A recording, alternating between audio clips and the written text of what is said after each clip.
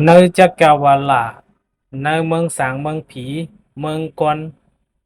มีตลาสองเมียวมียุกตลาและน้ำตะยาขาวผู้เจ้าก้นหลีใครออกม่วนป้อนลอดในสัมสลาวดทุกข้าขานใจตายตายเกิดเกิดอำวัดอำไหว้ในเตไลหูในปริยัตติอันเป็นยุกตะยาเป็นชื่อหือน้ำตะยาเป็นชื่อหือนั่นเขาออกเปอหูเย่าในจึงสติจังมาต้องยุกตะยาและน้ำตะยามันหมันเมียนตีมันไหลเขาออก ข้าวคาลานมาอันเป็นรองยุค28เมียวลาดอันแก้มแก้มมันขากไว้ปนตาผู้แล้วก็เลยอำไปปองใจในก็คัดใจกว่าเฮ็นกว่าถ่อมยินตำตีสังฆายาหานเจ้าตำตีจ้องไหลอยู่กูจ้องจ้องขาออเพิ่มเลยตำตีภูมิปิงหญ้าหู้หันในทำตาลานั่นขาออ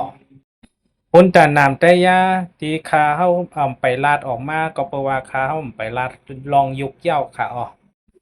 กวยกายยกแต่ยาที่คาลานมา28เมียวนั้น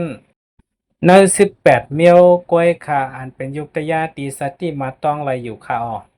ก็เปลว่ามันเป็นสมัชนะหรูป่ะมันเป็นยุคเฉพาะและขณะเป็นอนิจจทุกขามาต้องหันอันเป็นรองมันคือมันไรอยู่ค่ะปนตาแทง10เมียวนั่นมันมีสภาวะก็เปิ้นแลสติมาต้องไรค่ะปนตามีอสังหลายๆพี่น้องเฮาค่ะเปลี่ยนก็ถ่อมด้วย EP เจนั้นไรอยู่ค่ะอ๋อ สืบกว่าตั้งราคาแต่ละลองยุกตะยาอันเป็นหมู่เป็นจุ้มเป็นยุคกราบนั่นค่ะอ๋อกล้วยกามันก็เป็นยุคตะยา28เมียวในกล้วยขากล้วยหนักมันออกมาจากเพเป็นจุ้มเป็นจุ้มนั่นค่ะอ๋อจุ้มเหลอมียุคตะลาเมียวเหลอเกิดขึ้นเมื่อเหลียวจ้อมกันเป็นชื่อหืออันนั่นค่ะอ๋อก็เปิ้นในผู้เจ้าก้อนหลีใจไลเฮียนหู้เย้าไหนจึงเอากว่าจ้างกรรมสติมาต้องไรอยู่ตาเสกขาออกก็เพราะว่ายุคตะลามันป่อมาอยู่กูขิงข้าวยามค่ะ อ่ำโหลมงมองเปิ้เมือเทาอ่ำโหลมงมองเปิ้กว่ากามกากย่องค่ะก็เปิว่าเฮาขายเหตุการณ์แต่ยาไหลอยู่กูขิงข้าวยามว่ามือเฮากินเฮานอนเฮาจุกเฮาไปเฮ็ดกิจจะกล้าขายเช่นนั้นก็เฮาเหตุการณ์ตะลาไหลอยู่ขาออเหตุการณ์ตะยาจือหวังว่าสติมาต้องยุกตะยาและนามตะยากวยขา